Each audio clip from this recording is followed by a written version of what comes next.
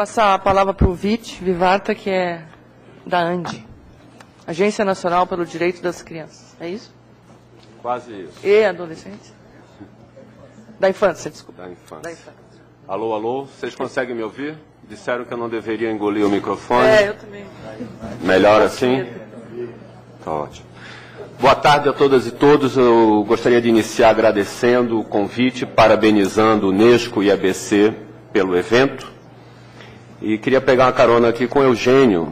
Eu não tenho memórias assim tão fortes e vibrantes como ele tem em relação à EBC, então eu queria, pelo lado emocional, confessar a vocês que eu estava com muita inveja das pessoas que tinham sido convidadas para essas mesas.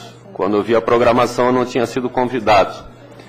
Então, além de lamentar muito, eu queria dizer ao contrário do que está circulando aqui nesta sala, eu não tenho nada a ver com esse problema que a Alicia Shepard teve para embarcar, e muito menos com os problemas de saúde lá na família do Herman Rey, tá? Então, queria, por uma questão de transparência, deixar isso claro antes de iniciar a minha fala. Só para participar da mesa você não iria fazer isso? Eu não ia fazer isso, né? Já fiz coisas piores, mas há muito tempo atrás. Eu acho que não vale a pena irmos até lá. E queria, desde já, pedir desculpas. Eu tenho um compromisso de viagem daqui a pouco. Talvez eu não tenha condição de ficar até o final do debate, que é uma pena. Eu tenho certeza que com a participação de vocês a gente vai ter muitos aspectos importantes sendo colocados aqui no âmbito da presente mesa. Eu trouxe uma apresentação em PowerPoint e, como eu fiz recentemente um curso de marketing invertido, onde a gente procura impactar negativamente a plateia para ver se consegue um resultado positivo no final, é uma tática arriscada, mas às vezes funciona. Vou ver se vai ser minha primeira experiência com esse tipo de apresentação aqui. Muito bem. Eu espero poder compartilhar com vocês algumas reflexões sobre o papel que a sociedade civil tem condições de exercer para, dentro de um processo de esforço, de corresponsabilização dentro dos diversos setores da sociedade, pelo fortalecimento de um ecossistema midiático saudável, plural, democrático. E então eu venho apresentar algumas reflexões e alguns dados baseados na história que a ANDI tem, hoje já de 18 anos, de procurar contribuir como organização da sociedade civil para o aprimoramento da função social dos meios de comunicação de massa.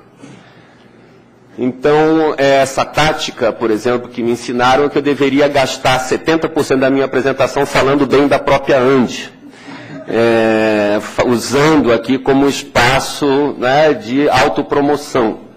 Então, se vocês concordarem, eu posso tentar ir nessa direção, mas se não, vale registrar isso. Somos uma organização da sociedade civil, uma ONG, cujo foco, desde sua origem, está em relação de proximidade, de colaboração com os meios de comunicação de massa, e nascemos centrados na agenda dos direitos da infância, como contribuir para que o tema dos direitos da infância ganhasse visibilidade na esfera pública de debates e que essa visibilidade viesse acrescida de um fator de qualidade. Próximo, por favor. Hoje em dia, há quem chame esse tipo de trabalho de uma ação dentro do âmbito do guarda-chuva de mídia para o desenvolvimento, outros chamam de desenvolvimento da mídia, ou seja, atividades que buscam fortalecer essa capacidade da mídia na construção de sociedades democráticas que garantam e promovam direitos humanos e também modelos inclusivos e sustentáveis de desenvolvimento. Próximo. ANDI trabalha em rede, uma rede brasileira, hoje presente em 9 estados, e as metodologias da ANDI, eu vou estar compartilhando alguns dados e algumas dessas metodologias com vocês daqui a pouco, também estão sendo compartilhadas hoje na América Latina. São 12 países procurando incidir no ecossistema midiático de seus países e da região a partir desse tipo de perspectiva. 3 conceitos, né? A ANDI trabalha com uma série de temas e uma série de linguagens, mas o jornalismo está no centro de interesse e de preocupação da ANDI. E a gente pensa jornalismo como bem público, informação como bem público, e a partir de 3 funções que consideramos, então, centrais do jornalismo. Primeiro, oferta de informação confiável e contextualizada para cidadãos e cidadãs, a partir do princípio que quando você conhece seus direitos, você pode exigi-los, demandá-los. A mídia, o jornalismo como fator central no estabelecimento de uma agenda pública de debates, ajudando a organizar e a priorizar o tema de relevância e de importância nesse espaço de debate. E eu acho que é interesse de todos nós aqui nesse evento também a função de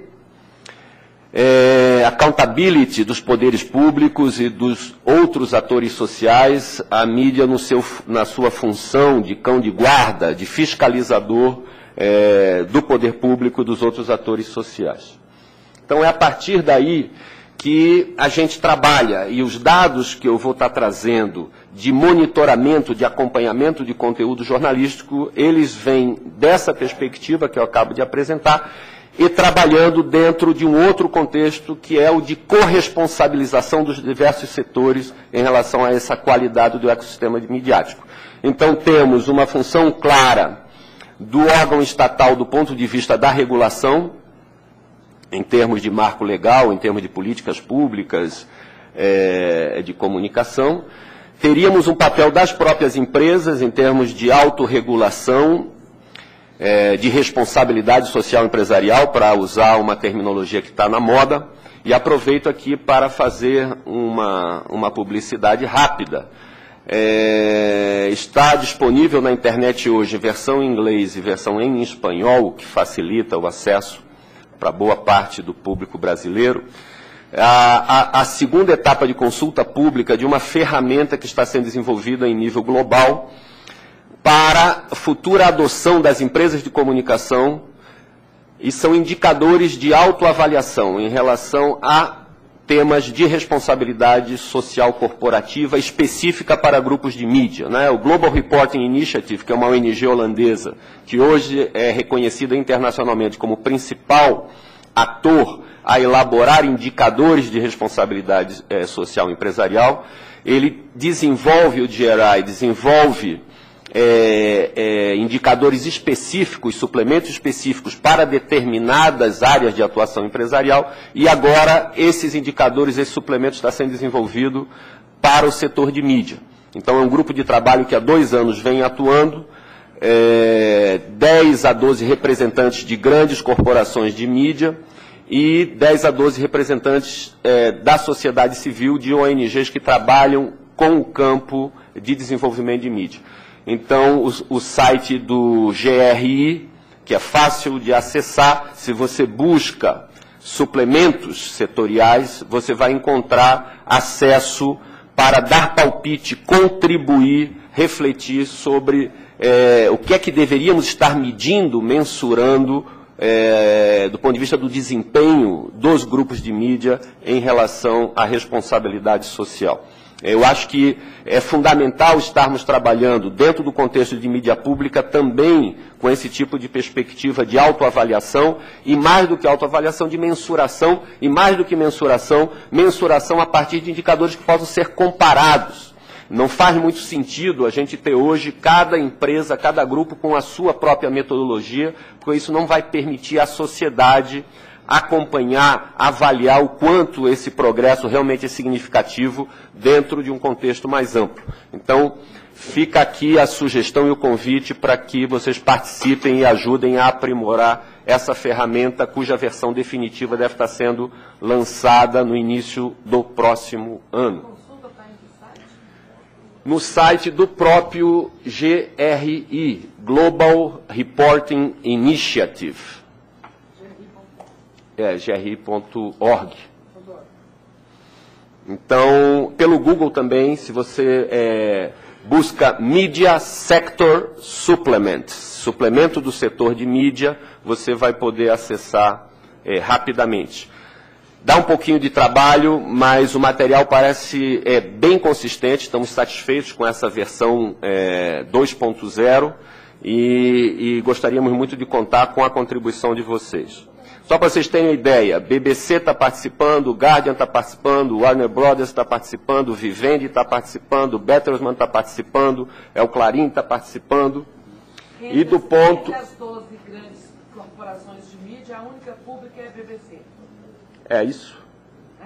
É. Não, há uma empresa espanhola. Eu acho que é essa. Você me desculpe, mas é um modelo, o Eugênio estava aqui discutindo os modelos híbridos, é um modelo híbrido. Do ponto de vista das ONGs, tem Transparência Internacional, tem organizações da área de direitos da mulher, da área ambiental, tem uma série de ONGs focadas também no campo de mídia, trabalhando o desenvolvimento dessa ferramenta. E eu estou falando de uma outra coisa, né? Você passa, por favor, mais um. Não, volta. Volta. E o último é o papel, falei do papel do Estado, falei do papel no marco regulatório e nas políticas de comunicação, o que seriam as ferramentas de autorregulamentação que as empresas estariam desenvolvendo, e, claro, publicizando os resultados, né? Não faz sentido ficar só para uso interno. E o papel da sociedade civil em desenvolver ferramentas de accountability, de responsabilização dos meios. Então, a área que a ANDI trabalha é essa área, olhando os meios e buscando desenvolver ferramentas de análise, de avaliação e devolvendo para os próprios meios e para a sociedade os resultados dessa atividade. Então, dentro dessa terceira linha de accountability ou responsabilização vinda desde a sociedade que eu vou estar colocando os dados a seguir. Próximo, por favor. Então, aqui, só um conceitozinho básico, o saudoso o Claude Jean Bertrand utilizou esse conceito, né, de sistema de accountability ou de responsabilização de mídia para as organizações da sociedade civil que trabalham dentro dessa perspectiva, que pode ser contribuindo para a capacitação da equipe de um determinado veículo para a cobertura de temas de direitos humanos, que pode ser o trabalho de apresentação de temáticas, de mobilização, sensibilização da redação para se aproximar de um tema de interesse da comunidade e que por algum motivo ainda está distante da realidade daquela redação. Ou monitorar, avaliar, medir, comparar, através de indicadores específicos, a produção de conteúdo de uma emissora de televisão, por exemplo. Então, dentro dessa lógica, procurando traduzir um pouco dentro do universo conceitual, o que é que vocês vão estar observando aqui, os resultados que vocês vão estar observando, seria dentro desse conceito também do Claude Jean Bertrand. Próximo, por favor. Próximo. Mais um. Mais um. Muito bem, eu vou estar trazendo dados de mais de 150 estudos, vou usar, dentro daquela lógica de marketing de risco, eu vou apresentar dados, ao contrário do que fez o Butch, de cada um dos 150 estudos, para vocês ficarem bem convencidos do que eu estou dizendo. Então, temos estudos sobre temas como violência sexual, cobertura jornalística, né, dos temas violência sexual, trabalho infantil, direito das pessoas com deficiência, saúde, educação, orçamento público, direitos humanos, pobreza e desigualdade, responsabilidade social empresarial, mudanças climáticas e por aí vai. Então, alguns dos dados que eu trago fazem até comparações de resultados desses diversos estudos e pesquisas. Próximo, por favor. Isso aqui é um dado interessante, eu não quero que vocês tentem